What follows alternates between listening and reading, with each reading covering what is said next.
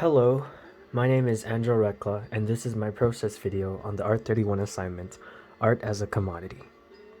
Alright, so let's get started. First off, let's talk about my research. What is a commodity? Well, according to Webster, a commodity is a material that is bought and sold. This unit is essentially exploring art's trait as an object of value, specifically monetary.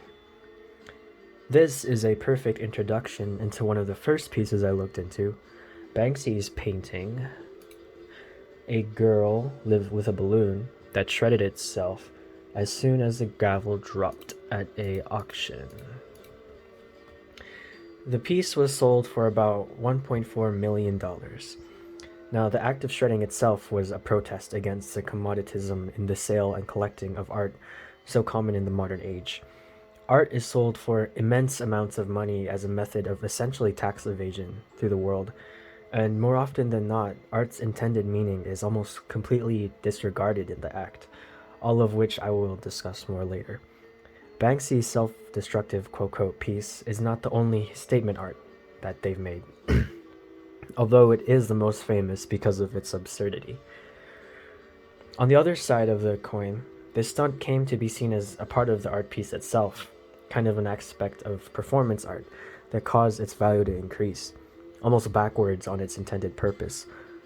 But this could have been intentional, simply an sort of like an extreme way of making more money, a perspective on how much art's commodic monetary value is so inflated by art buyers and collectors, almost corrupt in nature, to the point that they are willing to do things like this.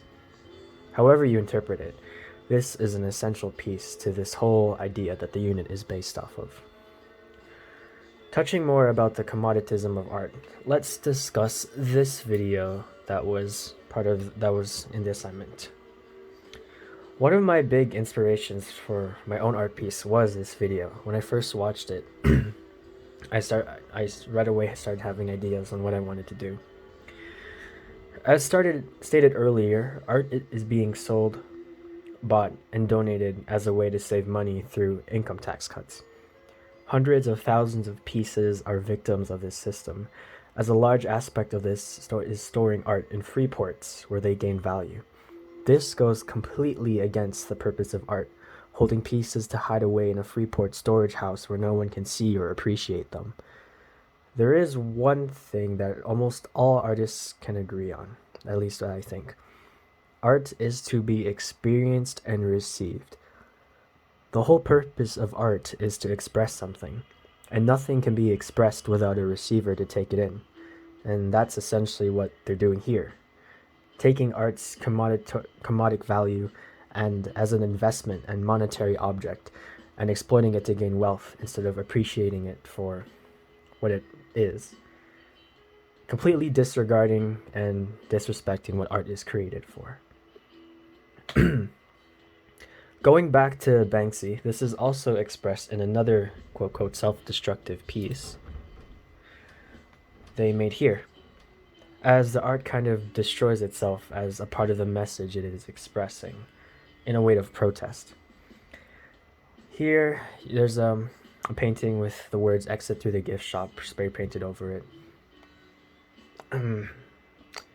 Good gift shops' sole purposes at art galleries and other places are just to simply make money off the things that they show and display inside the galleries. Although not to the extreme as auctioning pieces for millions of dollars, like in his previous painting, here Banksy is again criticizing the inflated commodification of art. Banksy is also not the only artist to protest this commodification either. One example of this is the Dada art movement. A sort of anti-art, Dada's roots were in that of protest, specifically in that of war. Dada was very experimental and challenged the norms of art at the time.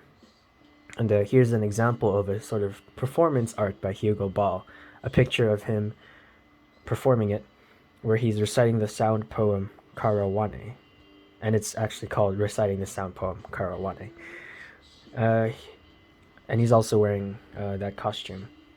Specifically, this piece quote, defies commoditism by creating art outside the conventional boundaries that make it possible to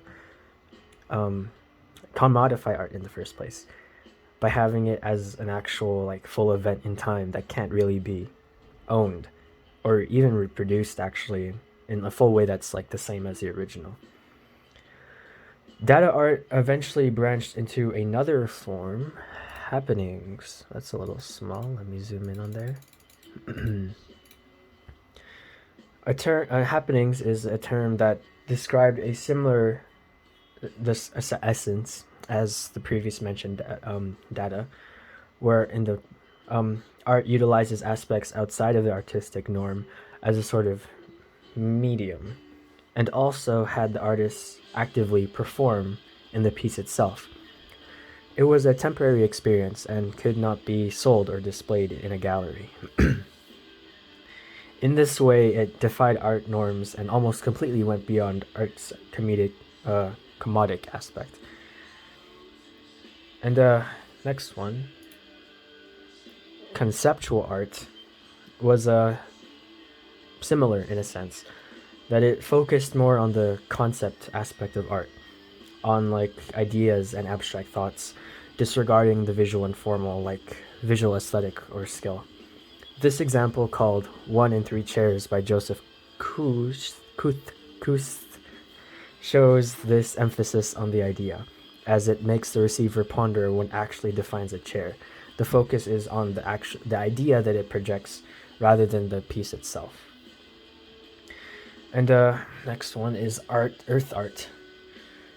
Earth art uses natural materials to create pieces that can't really be owned or sold on a large scale, and this also defies that art commoditism idea. All of these styles and pieces achieve one common goal: the rejection of art commodification. And so I set out to do the same, to create an art piece that also expressed this rejection for the commodification of art for my response to this assignment and my research. Okay, moving on to like my development stuff. Making art with a specific message was kind of new to me. Most of my art before had very general expressions, if anything significant. So specifically trying to capture an expression of a message took me some extra research. Considering my previous research into one of Banksy's works, I decided to continue there for inspiration. One of the main things I noticed was their use of words in art. Like, for example, the one I showed you earlier, this piece, this one, and this one, and I think also, and that one too. And the use of words is similar to conceptual art in regards to the focus on meaning rather than visual appeal. I like this concept, and I thought about ways to bring it into my own art style. Here, let me get this off the wall really quick.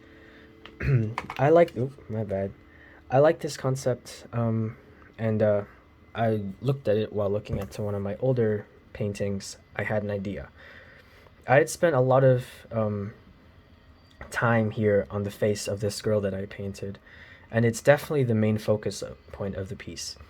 And the effect of Banksy's self-destructive pieces were in the act of self-desecration as a way to bring focus and importance to the piece.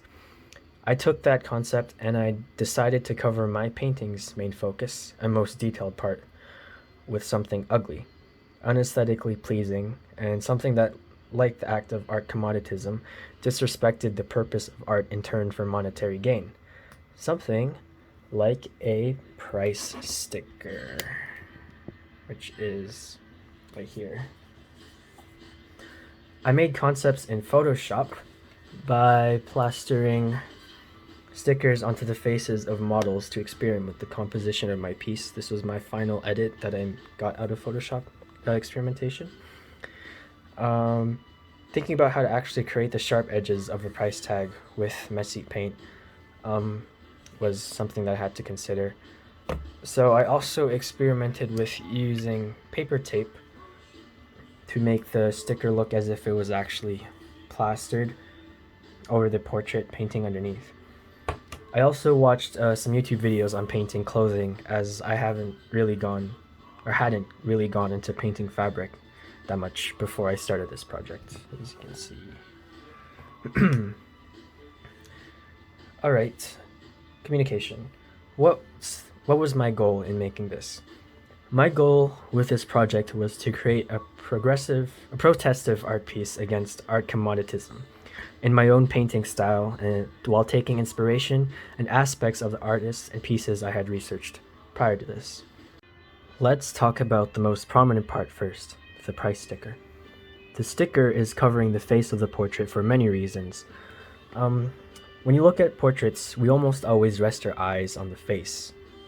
Instead here, with mine, we rest our eyes on the price sticker, where the face would usually be. The face is also the most detailed aspect of a portrait, most of the time, and so takes the most time and skill to produce as well. Here, it's covered by the sticker, kind of wasting the time and effort put into making the actual face. Both of these represent what art commoditism does to art. The art hidden behind walls in storage is like the art hidden behind the sticker here, and both are being hidden figuratively and literally by monetary desire, represented by the sticker. What I wrote on the sticker is important too.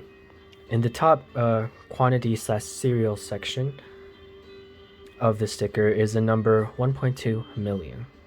This is the amount of art pieces hidden away just like this one in a free port in Switzerland alone. The word below it in the store or item name section is the word non-fungible. If you've looked into the recent events with NFTs before, you might know that NFT is an acronym for non-fungible token. NFTs are the embodiment of art commodity, where digital art is reduced to that of currency, very similar to crypto. The Bored Ape Yacht Club, which I'll show you a picture here.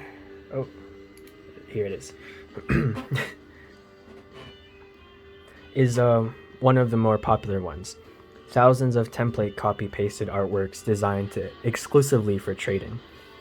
Similar to what the auction art world does, except instead of income tax cuts, it is straight up income.